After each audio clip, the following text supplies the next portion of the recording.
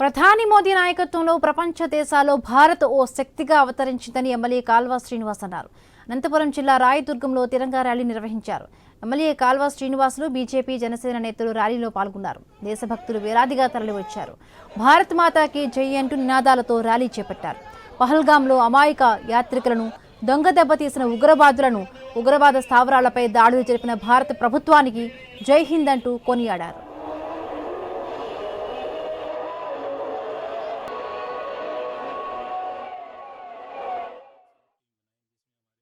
ఉగ్రవాదాన్ని పెంచి పోషిస్తున్న పాకిస్తాన్ లాంటి దుష్ట దేశాలకు ఒక గుణపాఠం లాగా ఆపరేషన్ సింధూర్ ను చేపట్టిన భారత ప్రభుత్వానికి సలాం కొడుతున్నాం అందరం కూడా. ఎందుకంటే ప్రధాని నరేంద్ర మోడీ గారి దృఢమైన నాయకత్వంలో భారతదేశం తిరుగులేని శక్తిగా ప్రపంచ దేశాల్లో అవతరించింది.